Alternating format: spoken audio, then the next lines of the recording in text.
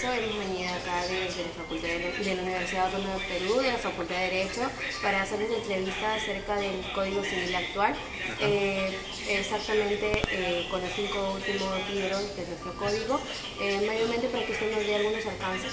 Bueno, ante todo, buenas tardes, es un placer nuevamente atenderlos a los chicos de la Universidad Autónoma. Y respecto a tu pregunta, hay varios puntos que hay que tocar en ese tema, ¿no? Comenzando por lo que es el tema de obligaciones.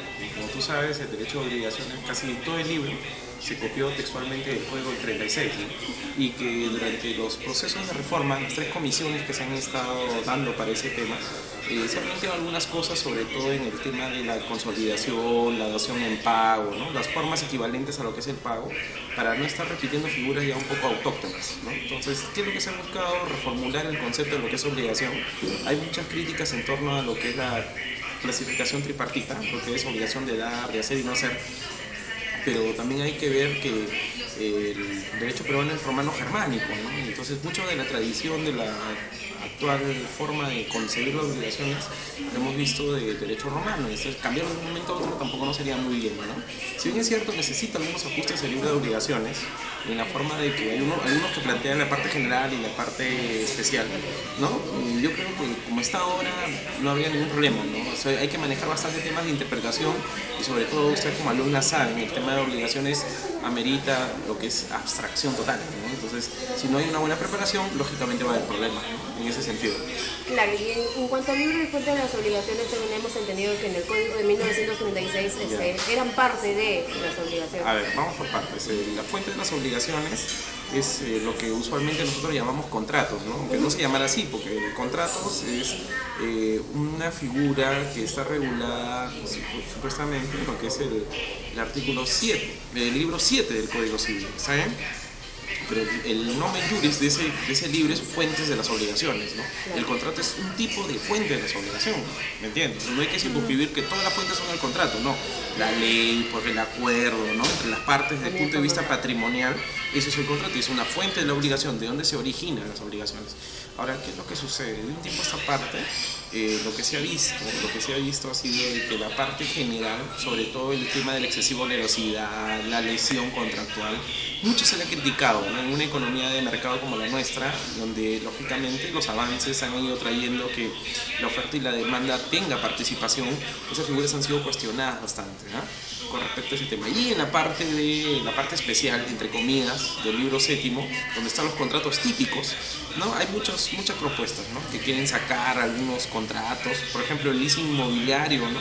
Lo que es el contrato de arrendamiento, está regulado ahí en el libro 7, pero se está planteando con estas nuevas reformas que se han dado sobre el leasing inmobiliario algunas modificaciones, ¿no? Algunas modificaciones, luego lo que es el tema del comodato, la permuta, ¿no? Son contratos clásicos, tradicionales, pero que ya de cierta manera los usos y costumbres han hecho que se sobrepasen, ¿no? O sea, una forma de regularlos tan escueta, creo que no, ¿no? Yo creo que pueden estar contenidos en otros contratos mucho mayor, como es la compra-venta, que en la mayoría de contratos es el contrato por excelencia remisivo, que regula esos temas de manera puntual, ¿no? Claro, ¿y qué nos podría decir acerca del libro Presunción y Caducidad? Mira, el tiempo siempre ha jugado un rol importante en el derecho. Mira, la prescripción y caducidad, tú sabes, uno acaba el derecho y otro acaba el derecho de la acción, ¿sí o no? Claro. Ya, entonces, primero, la forma de accionar, porque tiene bastante contenido procesal también ese libro, ¿eh? Hay gente que no le da la importancia en el caso. Entonces, cuando uno litiga o cuando uno quiere hacer valer derechos, necesariamente prescripción y caducidad uno tiene que recurrir a ese tema, ¿no? El tema de los 10 años, en el caso de actos jurídicos, ¿no? De manera puntual, te permite ver que el tiempo sí tiene un rol importante. Ahora, ¿qué es lo que pasa? En el Código Civil, cuando se dio, tenía otro contexto. En 1984. Hoy, en el 2015, lógicamente, el tema es totalmente distinto, ¿no? Y yo diría que en vez de mantener los 10 años, se acortaría, ¿no? Los plazos un poco más, porque vivimos a un ritmo totalmente mucho más rápido que el anterior. Sí, que el anterior, ¿no? Entonces, esa sería mi sugerencia, ¿no? Claro. Que se revalúen los tiempos. Que se modifiquen. Que se modifique, ¿no? Porque antes son 10 años, ¿no? Supongamos así. Claro. Ahora 5, pero si podemos decir que eso lo revalúen que sea menos. ¿Por qué? Porque el tiempo es más rápido, pasa más rápido y también las consecuencias jurídicas también son más rápidas. ¿Y qué conclusiones nos podría decir acerca del libro Registro Público? Porque tenemos entendido que en el Código de 1996 estaba en el título preliminar. Sí, por ejemplo, eso es un gran cambio, ¿no? Porque el título preliminar del Código del 36 tenía 25 artículos. Claro, era demasiado. Y me parecía que abarcaba temas ya que no ameritaban que esté ahí. Entonces, los registros públicos siempre han tenido un rol importante de seguridad, publicidad, ¿me entiendes? Pero hay algunos registros que ya, los propios reglamentos que da la Superintendencia Nacional de los Registros Públicos, lo regulan ya de manera más específica, ¿me entiendes? Inclusive hay bastantes normas que están derogadas. La última modificación que ha habido con la 30313 ha afectado a los registros públicos en el principio de la buena fe.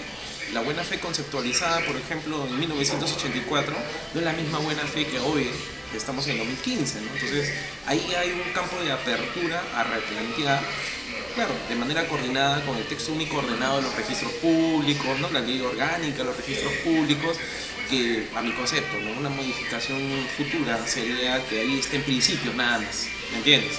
Como hay hasta ahora, pero sería un poco más puntual ampliar el número de principios y no regular específicamente los tipos de registros, ¿no? Porque eso lo podemos dejar para reglamentos, por ejemplo.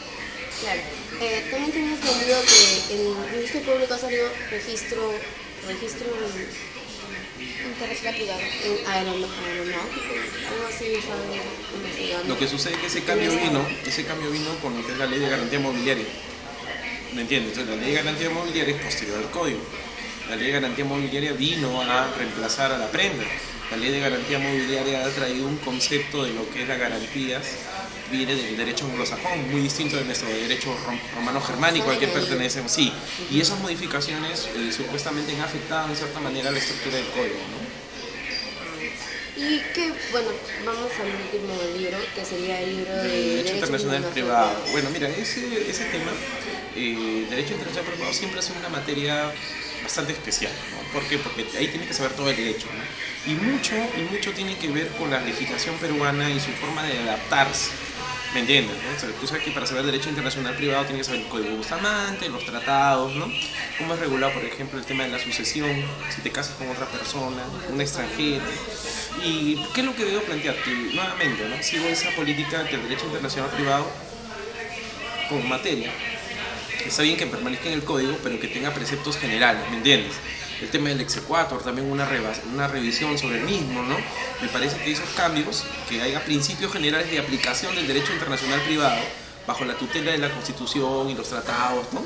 Esté bien específico cuál es el rol que tiene el Código Civil y cómo está regulado, me parecería sería un cambio importante en torno a ese tema, ¿no? Con el tema también de una revisión del exequatur, ¿no? Sus efectos, cómo se tramita y todo lo demás. Muchas gracias. Y por última pregunta, ¿usted creería que el actual código necesitaría ser cambiado? O sea, ¿tendríamos que tener un nuevo código? Es un tema que no es nuevo, ¿eh? Siempre en los Sí, 31 años, ¿no? Se van a cumplir, que ya se cumplió el 14 de noviembre, se cumplió ya 31 años del código. Siempre ha estado sobre tapete, ¿no? Con decirte que en 1985 ya se quería modificar, ni siquiera un año tenía el pobre código, ya lo quería modificar. Pero lo que yo siempre he dicho, ¿no? A comparación de otros países, vivimos en un mundo en el cual, en el peruano, en la sociedad peruana sobre todo, que todo lo ve cambios, todo lo ve la moda, y eso está mal.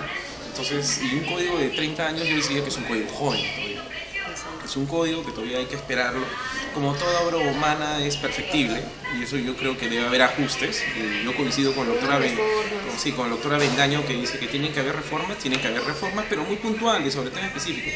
No hacer un cambio total, no un nuevo código, ¿no? Una cosa es una ley de enmiendas, cambios necesarios, y otra cosa es hacer un nuevo código, ¿no? Yo pienso que todavía es un código joven, que se puede ir ajustando algunas cosas normal, porque vivimos un ritmo de vida muy distinto al código 1884. Pero la única manera de conseguir que la sociedad anhele y plasme la seguridad jurídica es manteniendo la confianza en nuestras instituciones, ¿no? Y eso no lo vamos a lograr haciendo cada rato códigos, ¿no? De manera puntual. Claro, y además tengo entendido que si tendríamos la idea de cambiar nuestro código, también primeramente tenía que cambiar la constitución política. Bueno, el tema es que luego de la Constitución el Código Civil es la norma principal, ¿me entiendes? ¿No? Y si nosotros vemos, la Constitución también está pasando por un proceso también de análisis, ¿no?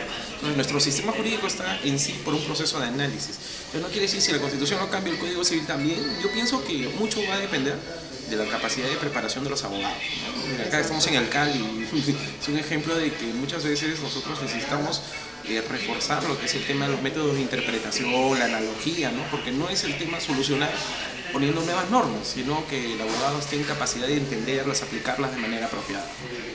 Muchas gracias. No, ustedes. No, más bien como pedido personal, ¿sí? se le podría hacer para que le mande una saludo a nuestra profesora. Bueno, a la doctora, ¿cómo se pide? La doctora es López.